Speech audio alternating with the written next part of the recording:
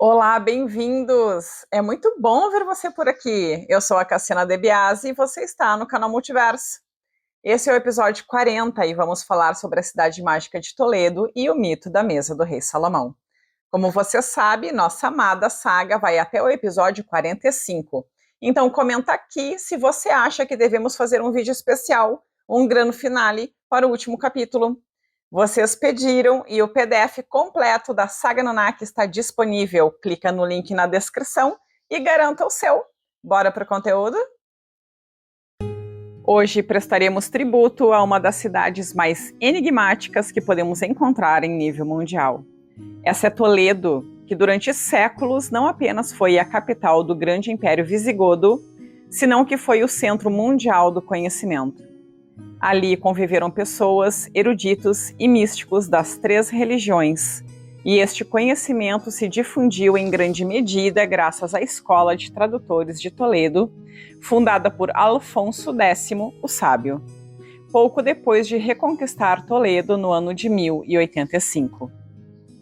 Este centro de tradução saciou a sede de toda a Europa por conhecer os livros sobre os saberes das diferentes culturas. Mas não somente eram livros religiosos ou de medicina, mas também livros de magia, alquimia, cabalísticos e herméticos, que fizeram de Toledo, até hoje, um autêntico condensador de energias sutis, tais quais eram, por exemplo, os templos egípcios da antiguidade. Naquele momento, em uma península em processo de reconquista, os sábios eram eruditos multidisciplinares, eram astrólogos, alquimistas, sabiam de anatomia e medicina, entre outros saberes. Se considerava a magia, astrologia, alquimia e o manejo das energias sutis como parte do saber humano. Não de outra forma, esse conjunto de saberes era conhecido como a ciência toledana. Saber este que ficou oculto depois do Renascimento, quando a ciência racionalista os desdenhou, ficando este conhecimento condenado ao esquecimento, sobrevivendo até hoje discreta e secretamente praticada por alguns poucos à espera do momento adequado. E vamos ousar dizer algo, este é exatamente o momento. A fama de mística, esotérica e mágica de Toledo deu origem a diversas lendas e profecias. Assim, uma das sociedades europeias medievais mais herméticas, como foi a dos 72 apóstolos, diziam que a cidade etérica de Shambhala ou o reino intraterreno de Agartha estavam comunicadas por meio de uma grande gruta que unia o lago Baikal com uma das saídas às margens do rio Tajo, em Toledo. E que, além disso, esses dois espaços estavam unidos por laços energéticos e que naqueles tempos medievais um grande mestre das Irmandades Brancas vivia naquelas margens toledanas.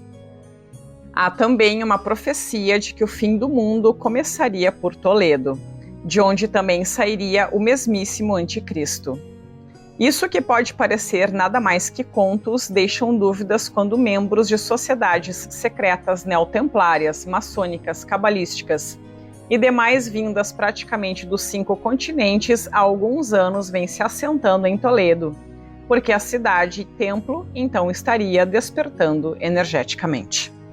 O próprio mestre hindu Parvati Kumar, considerado por muitos como o herdeiro da esotérica e teósofa Helena Blavatsky, há algum tempo tem visitado Toledo todos os anos, ao se dar conta que na cidade estão despertando grandes depósitos e registros energéticos de sabedoria, os quais, para alguns iniciados como ele, são canalizáveis e interpretáveis. Ele os denomina como o caminho da águia de 2 cabeças, pois, como retratada no escudo do Império Espanhol, uma das cabeças se referia ao conhecimento semítico oriental de índole lunar, a sabedoria, e a outra representaria a energia solar indo-europeia, a força. E este seria o significado esotérico da águia de 2 cabeças, a soma da sabedoria oriental com a força ocidental. Vamos deixar um pouco de molho a mística dessa cidade, mas vamos enquadrar devidamente, pois não estamos diante de uma cidade qualquer. E se completa com a frase do monge cisteriano flamenco Eliano, que conduzia missas na abadia de Beauvoir, cuja reza dizia o seguinte: os estudiosos vão a Paris estudar artes liberais, a Urânia os códigos, a Salerno os medicamentos, a Toledo os demônios e a nenhum lugar os bons costumes. E a falta de mais elementos mágicos e esotéricos em Toledo esteve por séculos um dos objetos mais míticos da antiguidade, a mesa do rei Salomão. E isso se pode dizer abertamente sem temor de equivocar-se, pois as máximas autoridades nos estudos da Espanha visigoda determinaram por pesquisas de fontes que efetivamente uma mesa que estava no Templo de Jerusalém chegou finalmente em Toledo, quando Jerusalém e o templo foram arrasados pelas legiões de Tito, dando assim fim às insurreições judaicas naquelas terras. A mesa de Salomão, junto a um arsenal de outros tesouros, foram levados primeiro a Roma, ao templo de Júpiter Capitolino, e depois movido para dependências palacianas. Com a queda do Império e o saque de Roma no ano de 476 pelas tropas visigodas do rei Alarico, a mesa foi levada a várias cidades da França e, por força dos reinos francos, os visigodos cruzaram os Pirineus e se assentaram definitivamente na Península Ibérica. Este povo, os visigodos, que seriam uma ramificação dos povos godos de origem escandinava, estabeleceram em Toledo a capital do seu reino. Uma das muitas perguntas fundamentais que nós podemos fazer a respeito é que se tratava realmente da mesa do rei Salomão. Aqui se pode escutar quase de tudo. Todavia, ainda a informação que mais convence o autor da saga é a seguinte: a mesa estava dentro do templo de Sancta Sanctorum. Há aí, todavia, uma discussão entre os eruditos. Uma habitação fechada, sem janelas, onde nada entrava, pois aquele era o trono de Deus, estando ali os objetos de poder como a Arca da Aliança e a mesa dos pães da proposição, a mesa do rei Salomão. O rei Salomão, considerado o sábio dos sábios, havia escrito em hieróglifos a fórmula da criação revelada por Deus, assim como o verdadeiro nome de Deus, composta por 216 letras. O poder criacional infinito de Deus era assim invocado através dessa fórmula sagrada e codificada uma vez ao ano para atrair a boa aventurança, ficando assim uma vez renovado o pacto com o povo eleito.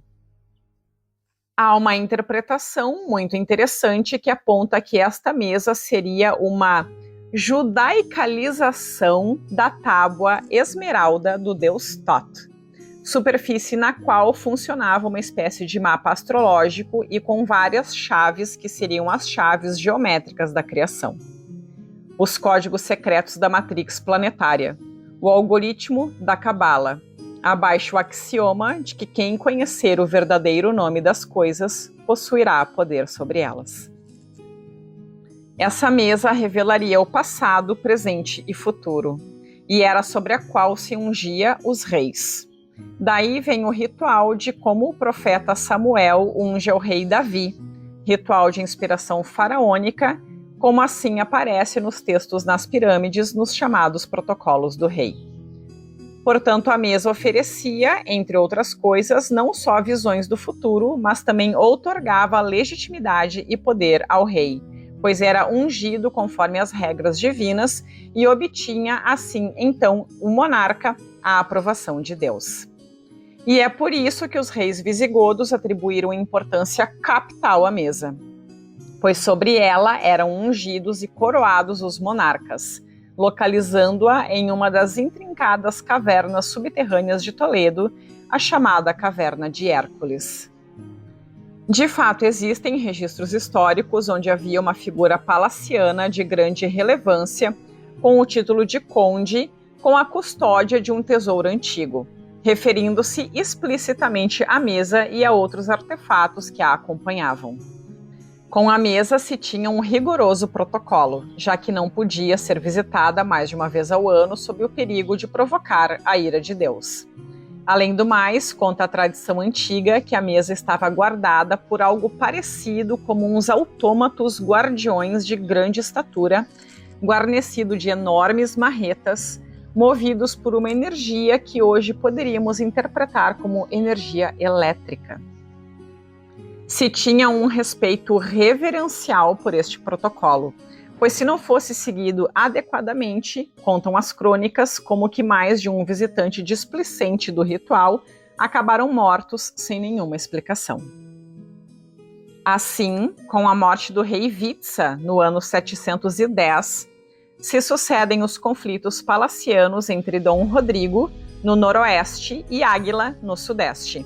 Este último faz um acordo com Tariq, líder do exército muçulmano do norte da África, para que o ajudasse militarmente a se erguer com o poder da coroa visigoda à frente de Rodrigo. Mas quando Tariq cruza com 7.000 bereberes pelo Estreito de Gibraltar, começam a se revelar suas verdadeiras intenções: invadir e reinar sobre toda a Península Ibérica.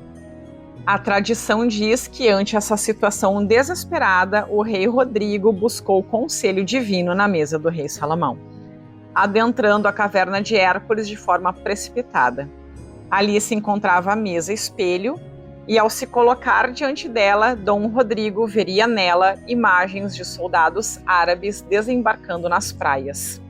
E uma voz que se dirigia ao rei Rodrigo, dizendo-lhe algo parecido com o seguinte: enquanto você está aqui, homens como o que estás vendo agora tomarão a península. A incursão dos exércitos muçulmanos pela Península Ibérica seria quase imparável, perdendo a vida o próprio Rodrigo ao fazer frente a eles na Batalha de Guadalete. Pouco antes, o tesouro visigodo junto com a mesa foram levados, segundo as crônicas, em direção à Extremadura, já que aquela região era uma região forte dos rodriguistas. Mas é justamente nesse traslado onde historicamente se perde a pista da mesa e começam as variadas lendas. Alguns dizem que estaria muito perto de Guarraçar, a apenas 18 quilômetros de Toledo, onde no século XIX se encontrou o luxuoso tesouro visigodo com suas famosas coroas cerimoniais. Outros dizem que levaram a mesa mais ao norte, talvez para Alcalá de Henares, Astorga, ou sobre a teoria que sugere que tenha sido levada aos picos da Europa ou ao intrincado Vale de Liébana, em Cantábria. Mas há uma coisa mais clara, e eis que é a hipótese mais poderosa, é que a mesa ainda está em uma das numerosas cavernas de Toledo, ou zonas limítrofes, pois a mesa, além de ser uma escultura fina, cheia de ouro e incrustada de pedras preciosas, passaria a tonelada de peso. Hipóteses à parte, há um detalhe determinante que inclusive grupos de estudiosos judeus têm hoje em dia muito claro: a mesa segue em Toledo. E outro detalhe, a mesa tem sido buscada há séculos, Vaticano inclusive, e se segue buscando hoje em dia por sociedades secretas. Seja como for, segundo diz as lendas, se teriam feito muitas cópias dessa mesa e o importante dela não era o objeto em si, mas sim compreender os códigos ocultos contidos nela. E uma dessas cópias, ou um pergaminho que continha descrições detalhadas da superfície codificada da mesa, foi o que veio a ser encontrada séculos depois pelo Barão de Velasco, membro de uma sociedade secreta hispano-inglesa chamada os 12 Apóstolos. Este nobre abastado mandou construir uma impressionante cripta de estilo neobizantino, que serviria para as reuniões dessa sociedade secreta, que de algum modo desconhecido fez com a suposta informação inscrita na mesa original. Conseguindo a tão apreciados códigos, contratou a um pedreiro local de Arjona que talhasse 12 lápides de mármore com essa geometria hermética, e se diz que, ao acabar de produzir a última delas, caiu fulminado.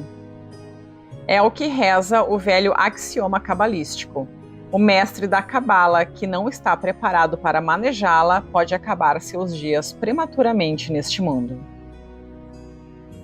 Para vermos que isso não são contos de um maluco qualquer, se há relatado por membros de ordens maçônicas como fazem anos, por exemplo, em algumas escavações de Toledo se encontraram esculpidos em pedra alguns intrincados símbolos cabalísticos. Notícias desses achados chegaram a terras israelenses e vários foram os mestres da cabala despachados para estudar o achado, morrendo fulminadamente alguns deles sem nenhuma causa aparente, quando estavam em pleno estudo do ali encontrado. E aí, gostou do vídeo? Deixei aqui na sua telinha links para 2 vídeos que se conectam diretamente a este assunto. Já incentiva aí a produção de novos vídeos deixando o teu precioso like. Se você já é inscrito, meu muito obrigada para você. Se não é, te inscreve e ativa o sininho para não perder o próximo vídeo. Coloca aqui nos comentários se você acha que devemos fazer um vídeo especial, algo mais comemorativo para o último episódio da Saga Anunnaki, que será o 45. Escreve aí, vai! E se liga que agora você já pode ser membro do canal Multiverso. Então, seja membro! Esse foi o capítulo 40 da Saga Anunnaki. Muito obrigada por assistir e nos vemos no próximo episódio.